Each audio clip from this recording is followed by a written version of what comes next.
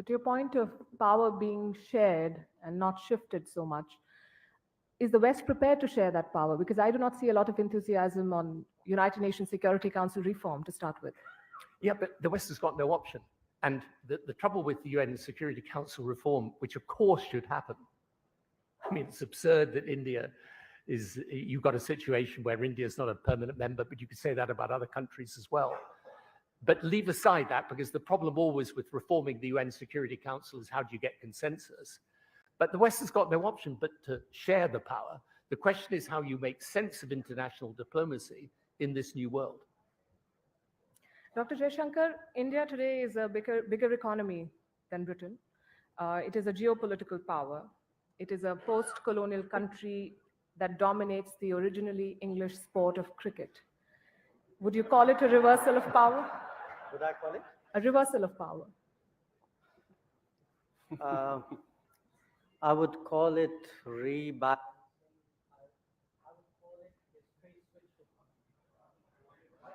Your sound, I don't think your sound. Yeah, I said I would call it rebalancing, but I would also say this is history which is switch hitting.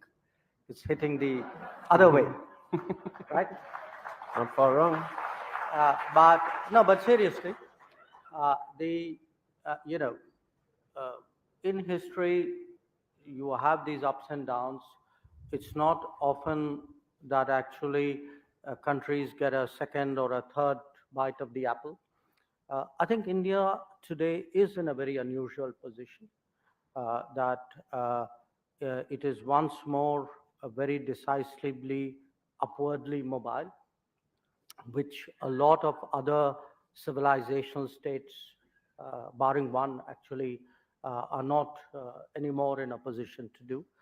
Where the UK is concerned, I think it's a very complex relationship. I mean, there's a lot.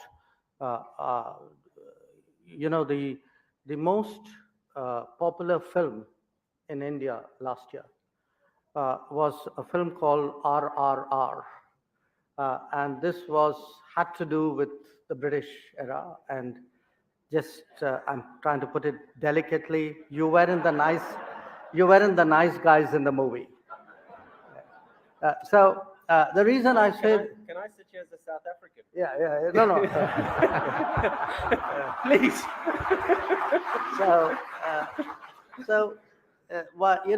The fact is, when you have this kind of complex history, there would be the downside of it. There would be the suspicions. There would be the unresolved problems. At the same time, there will be bonds. There will be similarities, and cricket happens to be one of them. Now, in terms of the shifting weight of cricket, when it started to shift, actually people, I think, suggested we were better at the business of cricket than in the game of cricket. I think by now, barring this match, by now, I think the game of cricket has shifted as well. So that's the kind of things which are happening in the world today. The world is changing. There's the old, there's the new, there's the old, which is now the new. Would you say we've also aced the politics of cricket, not just the game? We've been able to successfully weaponize it specifically against some of our Western neighbors. No, I wouldn't. We don't weaponize anything. We are nice people. I strongly rebut that. Look, when anything is successful, there's a natural desire to be part of that. Now, it's understandable, but if you want to be part of what is good, what is decent, what is doing well in the world, then it's also expected that the rest of your behavioral pattern would reflect that.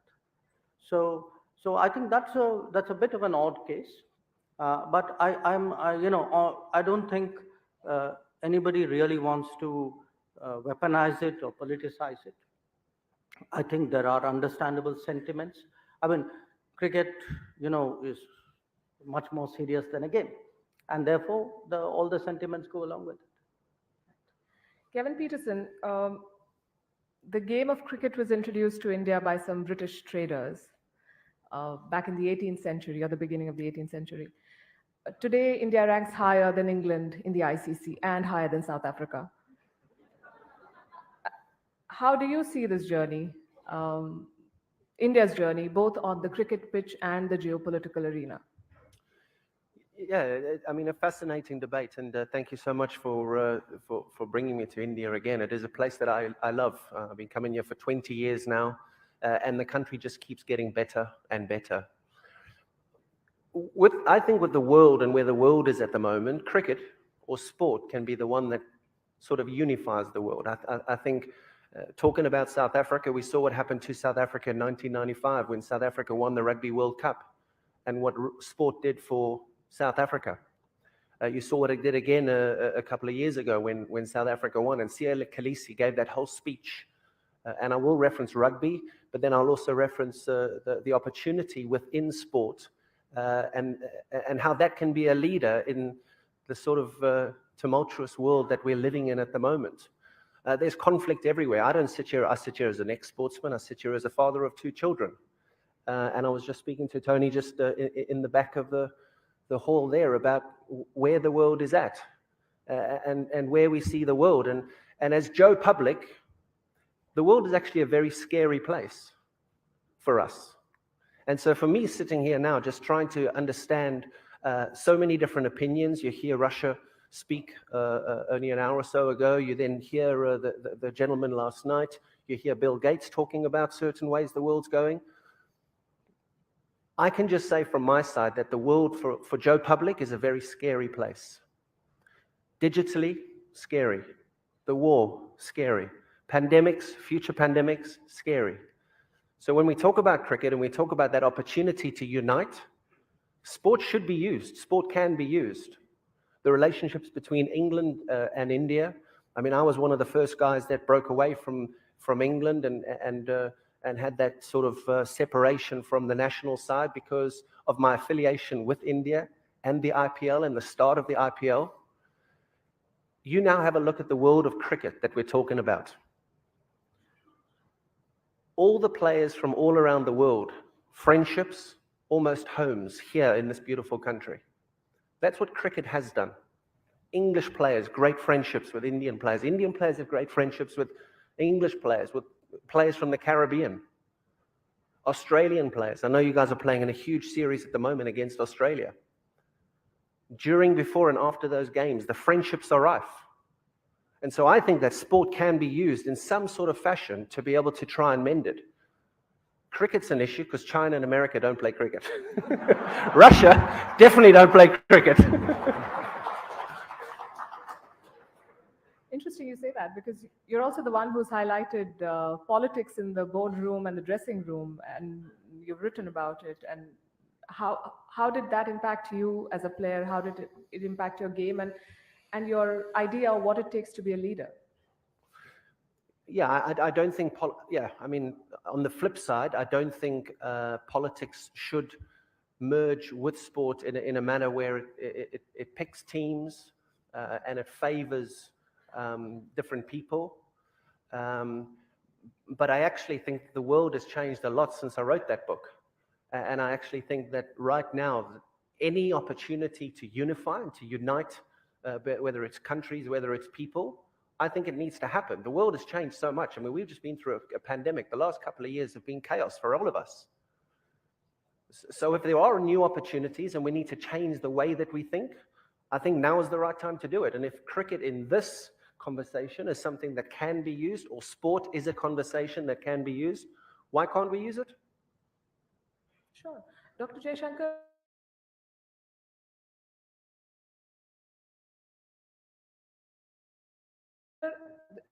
from honorable in cricket and in politics has become part of the par for the course.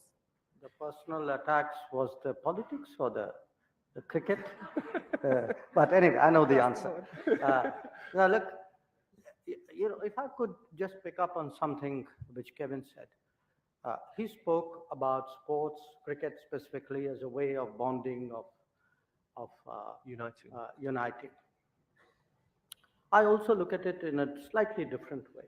I mean, think of us, we're from the world of sports, from the world of politics, from the world of diplomacy. And what is common amongst the three of us?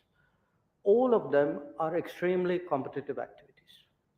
So, at the end of the day, sports or politics or diplomacy are ways of taking your competitive spirit into a particular domain. Now, when you speak about leadership, uh, leadership is about making choices.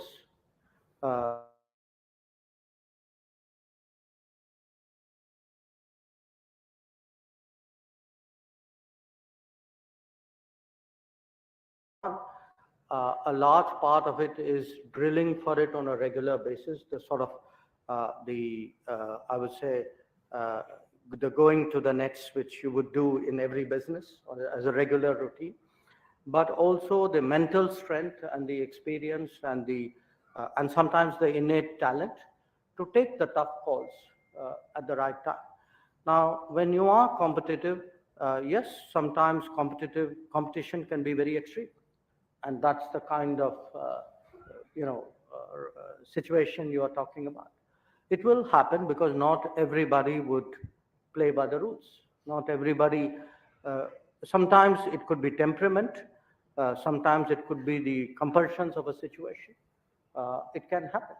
But I would say, in my own way of working, I think if I have colleagues in the room, they would bear me out. I often, in diplomacy or in strategizing, use cricket analogies. I would say I would take a particular match or a particular player and use that to get across to them that that's what I expect, or that's what I think we should do, or that's a kind of risk we should take. And you know, and in all of this, one has to plan for the fact that there will always be sledging, there will always be something beyond the rules, something from the, as they say in another continent which doesn't play cricket, from the left field. Right.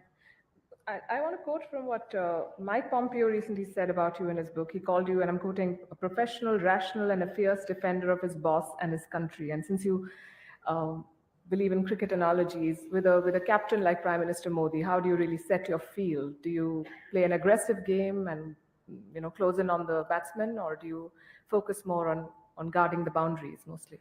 Well, I think with Prime Minister Modi, with Captain Modi, there's a lot of net practice. I mean, the net practice starts at 6 o'clock in the morning and goes on till fairly late.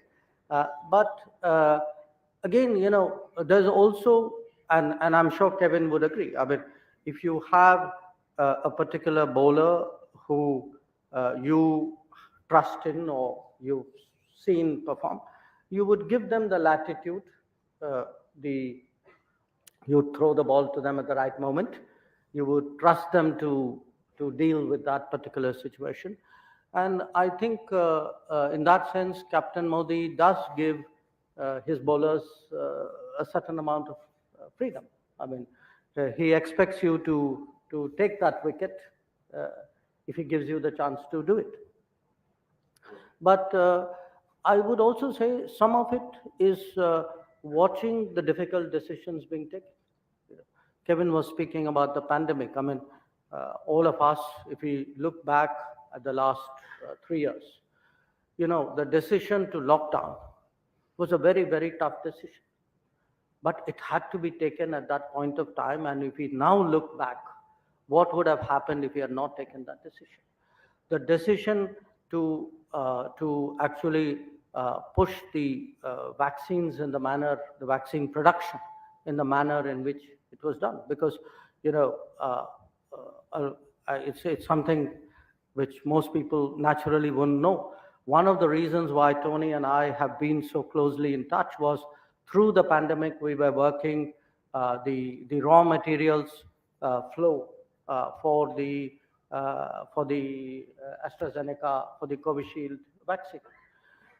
So, to have the confidence to be able to devise a program to vaccinate so much people. Or even, I would say, the call to send vaccines abroad. There was a lot of questioning of that. I mean, today, everybody says, yes, great idea, we gave vaccines to 100 countries. And it was a tough call because at that time, remember. So to me, a lot of, whether it's sports, any competitive situation, is that willingness to take the difficult calls, stand by those calls, give your people the confidence that you will stand by them when they take the risks. This is all about competition and leadership. Mr. Blair, I want to talk about the tough calls. I'm sure you relate to that. And also now, especially when it appears more players are not playing by the rules around you, and B, you are constantly being questioned because the old boys clubs are over and done with. This is the age of social media. How does it sort of impact leadership when you have to respond to the persistent questioning and demands of the millions on your feed and the billions on the street? Yeah, so I'm glad you didn't ask me to comment on the cricket, since I'm a bit out of my depth on that one. And by the way, you did ask actually, and I didn't respond about the UK-India relationship. It's a great relationship for the future today. And although he's not in my politics, there's a guy in Downing Street today that I think has some Indian connection. So that's a demonstration, by the way, I hope, of the open-mindedness of my country as well, which is a good thing to say. So you asked about leadership. Look, the thing about leadership in an era of social media is it's just got a lot more tough. Okay, because the thing about social media is it's frankly a plague on politics, really, because it's the platform for the loudmouth. I mean, in the end, I'm going to offend some people here, but I'm sorry. But the fact is, one of the first lessons of leadership is to understand that those that shout loudest don't deserve to be heard most. Unfortunately, social media, that's where they're shouting loudest. And so leadership's been the same since time immemorial. Leaders step up when others step back. Leaders are prepared to take responsibility and take decisions. And most of all, leaders know that criticism comes with the job. I always say to people, if you don't want criticism, don't become a leader. And, I used to, sometimes I would complain to, when I go in the flat upstairs from Downing Street and the media having a real go at me and things were a bit chaotic, let's say, I'd shut the door of the flat and I'd sit down at the kitchen table and I'd start complaining. And my wife would always say to me, stop whinging, it's voluntary. And, she was right. No one told you to go and become a leader. But if you're going to become a leader, understand that the essence of leadership is taking responsibility and being able to face the criticism. And there's one other thing, by the way, that good leaders do. And here I think cricket is a useful analogy. A good leader picks a good team. There you are. Absolutely.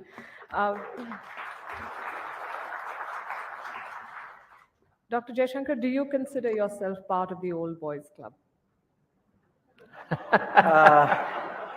Well, I recently used the word old, and a few people commented on it. I wasn't obviously using it for myself at that point of time. Old boy club, not really, because in a interesting way, I think that kind of concept really doesn't exist in today's India. Certainly not in the the kind of environment that I've been in, neither in politics nor actually even in diplomacy anymore. So the answer is no, I wouldn't consider myself to be part of the old boys club. In fact, if anything, I would say you would try to, as part of being global, as part of being more multicultural, you whatever vestiges there may have been, I guess, but that's how I see myself. I don't know what you do. No, I've always wanted to ask you this question. How did the transformation from a diligent diplomat to a rock star neta come about? You're being quoted by the German Chancellor. Meme makers are going through your speeches to look for content. Did you think foreign policy is going to become so popular in India when they say foreign policy does not win elections? This immense interest. You know, I think some of it is the times, it's the situation. Yeah, again, we're all agreed the world's in a very tough place. Because the world's in a tough place, I think more people are getting interested in the world. They're interested in the problems of the world. They're interested in the solutions of the world. The second is actually the globalization of India itself.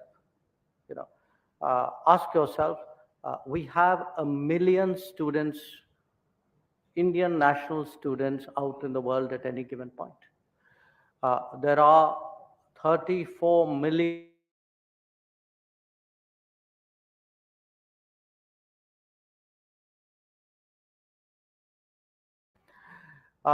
so much, many more Indians are traveling. Many more Indians today have businesses outside. Our exports are more. Even at home, a lot of people sitting at home do more business outside. So what has happened to my mind in maybe the last decade or so has been a very unconscious, but actually a very deep globalization of India. And therefore, young people especially, but not only young people, I think take much more interest in the world than they used to. Now, when they take interest in the world, I guess they would like to see, like a cricket team, you would like to see, people out there go and perform well. You don't only want to win matches at home, you want to win matches abroad as well. Indeed, we do. Um, Kevin Pietersen, you've been described as and I'm quoting, a maverick genius who refused to fit in and had to pay the price for it. Is that how you see your journey? And what does it really take to be an outlier in a world that is increasingly being led by people who depend on data crunchers, who depend on processes and systems, and not always their gut feeling? I think you've just got to believe in yourself. And you've also got to believe in the people around you, as Mr. Jaishankar has just mentioned there now. It's about using all your resources, and what Tony said about picking the right team and picking your best team. And I think in the world that we live in now, you've got to be so strong-willed, and you've got to have that determination to do anything, almost anything, within the rules to succeed. I think in this digital age that Tony alluded to there, I think it's incredibly difficult. Without accountability for anything that anyone may say, anyone in this room may be saying something about one of us right now on their device with zero accountability. I think it's that self-determination and that sort of tunnel vision to try and set yourself that goal to achieve something that cannot be interfered with. My career was towards the end of that boom in social media, and I think I finished 2018, but 2000 sort of the height of my career was 2007 to 2012 to 2013, and social media wasn't what it is now. I think it's a cesspit, if I'm honest, and I think it's a dangerous place.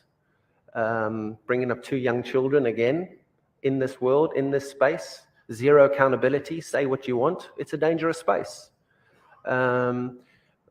So I was able to, luckily enough, sort of elude the issues that the world has today.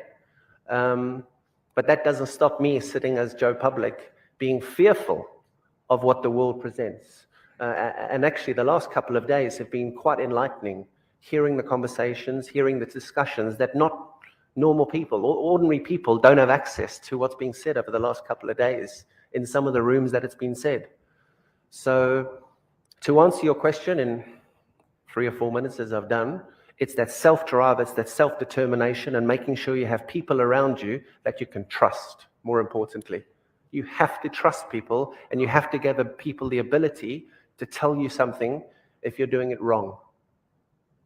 Mr. Blair, is that how you see social media as a necessary evil, which has clearly changed the rules of engagement between leaders and their constituencies?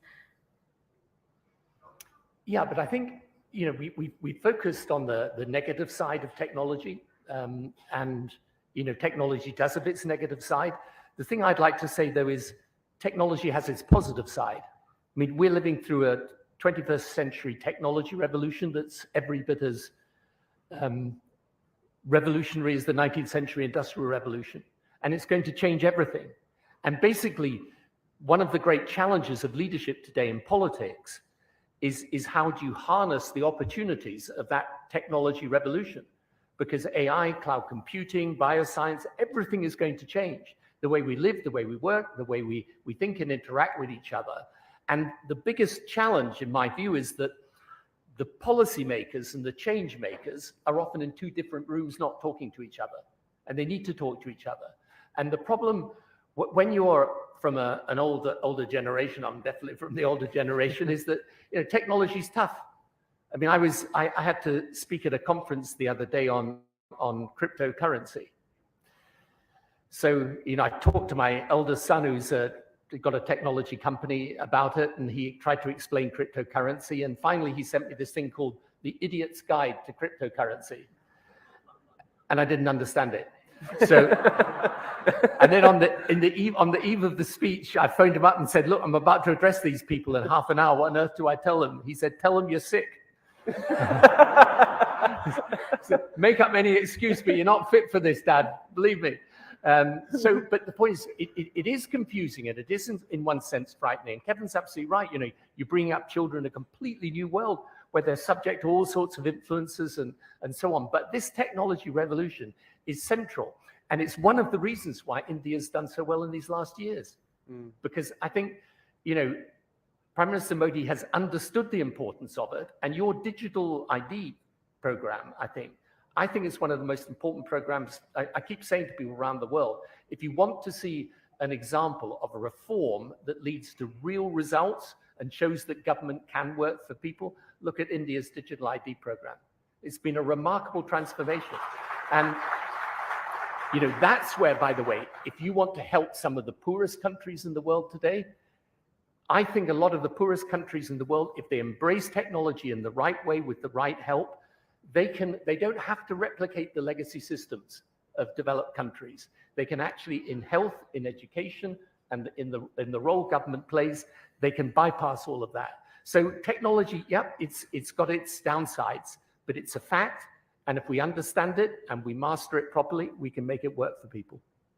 Dr. Jaishankar, was this a sort of a conscious leadership call that this is the age of IPL? We don't want specialists, we want all-rounders, we want leaders who can deliver on policy and also communicate it effectively? No, that's a completely new analogy you're using. You want all-rounders. I still think you need specialist batsmen, right? You need them all. Yeah. So all-rounders have a use, but I think you also have people who have domain skills. My sense today is actually governance has become very complex. In an interesting way, where politics is concerned, it's not so much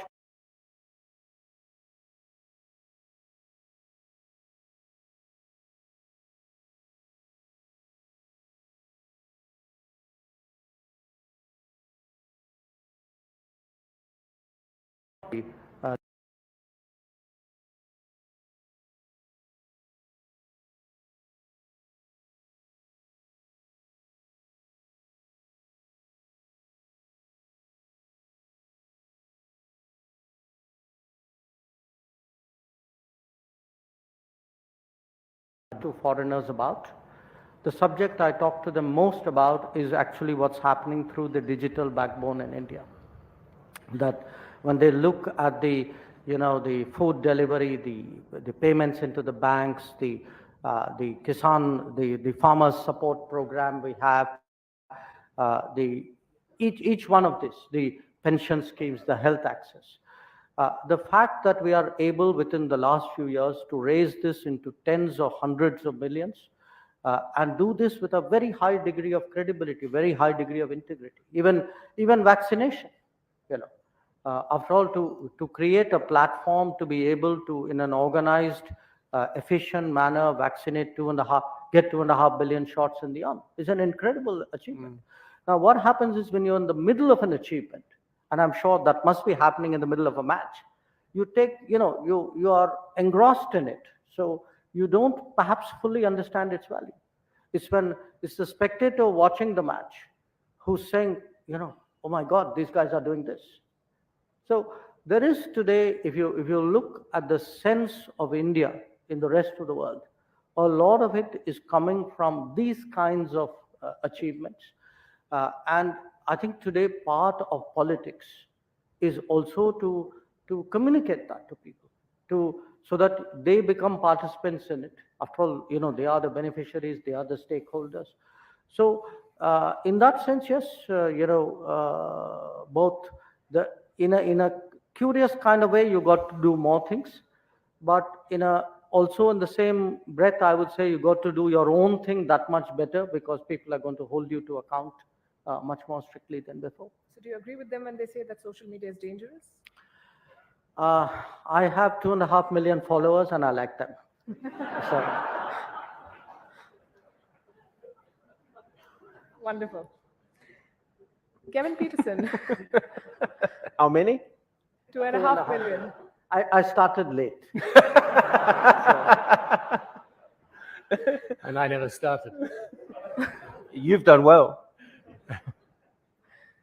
Your take on politics today, and since you've spoken about how so many things in the world today bother you, are you thinking of taking a plunge in politics and probably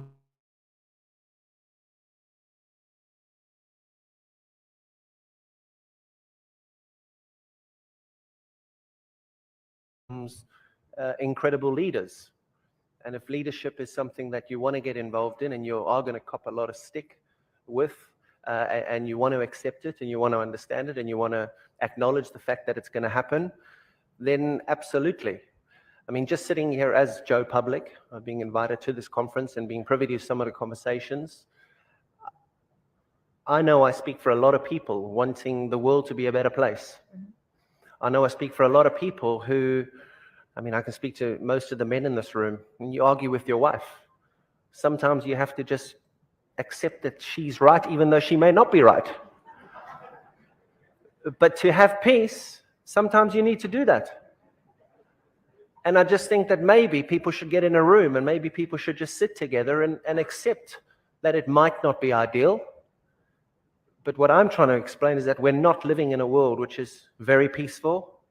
It may be a little bit safer, not safer in some places. And I live in London, I live in the UK. The UK has a lot of issues, a hell of a lot of issues. So I suppose I just sit here saying, will I get into politics? Absolutely not.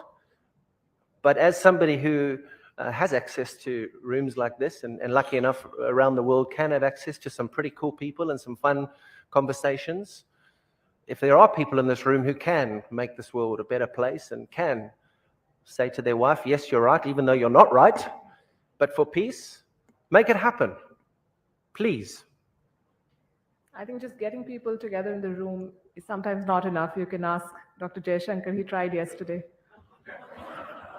That I understand as well. When you're playing against Australia, you're playing against India, sometimes things don't work. They may not work for the first month, they may not work on the second trip, but on the third trip, they might work.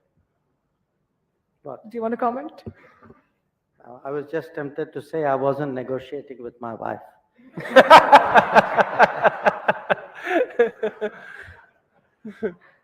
Right. I'm not sure if you're supposed to take audience questions. No? Okay. Okay. So I'm going to thank you all for your comments, and I'm sure your words will inspire many and will give guidelines for leaders of the future. Thank you very much. And all the Thank you. best. Thank you. No, we have